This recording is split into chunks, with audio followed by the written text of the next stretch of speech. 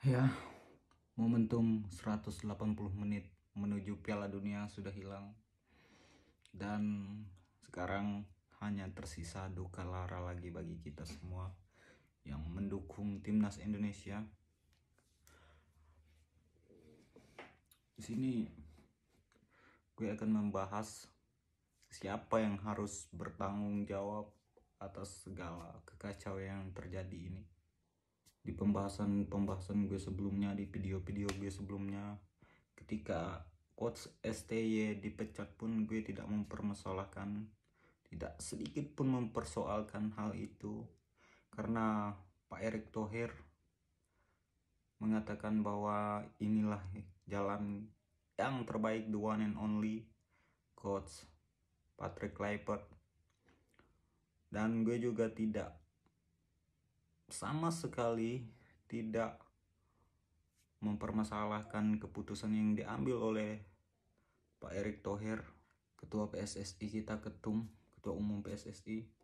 Dan hari ini ketika semuanya sudah gagal, mimpi kita yang sudah begitu dekat ke Piala Dunia, gue mau mempersoalkan itu. Gue mau mempertanyakan apa urgensinya di tengah kompetisi yang begitu genting Pak Erick Thohir tiba-tiba memecat Coach Sintayong. Kalau mau proyek jangka panjang, apa yang kita bangun dengan Coach Sintayong itu sudah menuju ke proyek jangka panjang. Bahkan dia mampu menghidupkan asa, mimpi anak muda, mimpi masyarakat Indonesia untuk melihat timnasnya bermain di Piala Dunia. Dan hari ini mimpi itu gagal.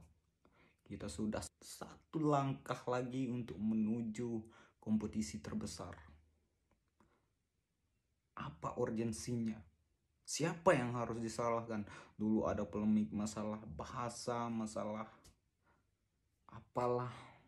Ya gue nggak mempersoalkan itu dulu. Sama sekali tidak ada mempersoalkan itu. Tapi hari ini, atas segala kekecewaan gue melihat kemunduran yang terjadi di timnas Indonesia, gue mempertanyakan urgensi pemecatan itu apa. Dan secara gameplay tuh bisa kita saksikan ancur-ancuran. Dan hari ini, atas semua kegagalan ini, siapa yang harus bertanggung jawab? Siapa? Menurut kalian siapa yang harus bertanggung jawab atas semua ini? Apakah SSI atau Coach Patrick Kluivert? Siapa, bos? Masa kita dituntut untuk menerima segala situasi ini tanpa ada pertanggungjawaban?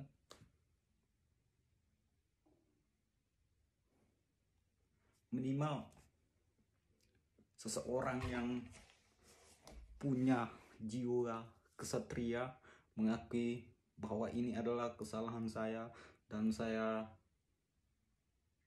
akan segera memundurkan diri dari jabatan saya. Gue sampai sekarang gak habis pikir. Dan untuk pertandingan semalam itu lebih baik daripada pertandingan melawan Arab Saudi 2 hari yang lalu. Tapi ya kembali, kita tetap tidak lolos, kita tetap kalah. Dan sekarang itu boy, kalau gue sendiri persetan dengan permainan indah. Kita sampai ke Piala Dunia itu kayak mimpi yang hampir mustahil. Tiba-tiba seseorang datang bernama Sintayong membangun asa itu, menghidupkan mimpi itu, membuat harapan itu ketika negara Indonesia tidak baik-baik saja, politik yang hancur. Sintayong datang memulai dari awal, menghidupkan mimpi itu. Hingga ketika ada FIFA Match Day, Timnas Day, hati kita berbunga-bunga menanti-nanti Match Day, Timnas Match Day. Dan hari ini semua mimpi itu, semua kebahagiaan itu hancur.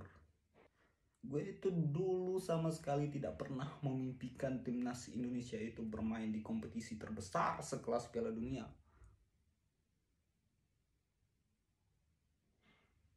Gue hanya berpikir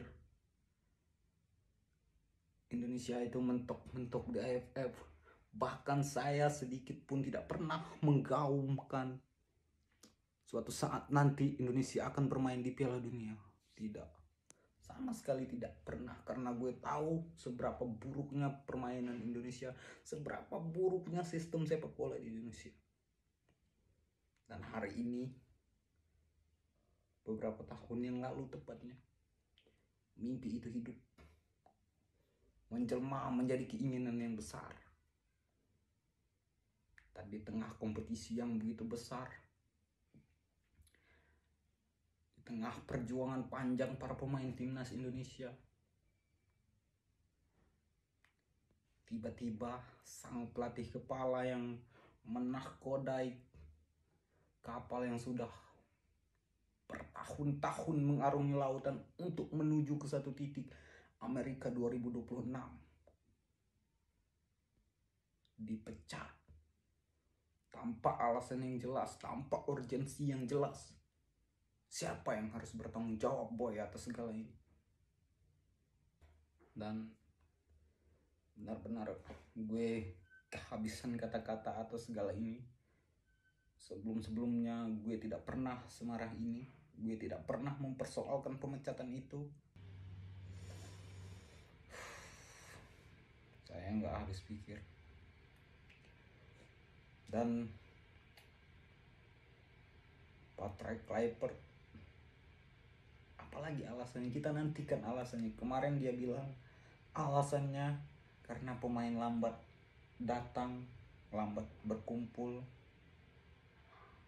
Tapi sebelum itu di jumpa pers, sebelum pertandingan melawan Arab, dia pernah bilang kita punya pemain yang banyak berkompetisi di Eropa dan kita berkumpul terlambat. Banyak pemain yang baru datang hari ini dan kemarin. Tapi itu bukan sebuah alasan. Tiba-tiba setelah kekacauan, kehancuran permainan timnas Indonesia, banyak yang jalan, starting line up yang aneh, dia mengatakan bahwa kekalahan itu disebabkan oleh banyaknya pemain yang terlambat bergabung ke skuad.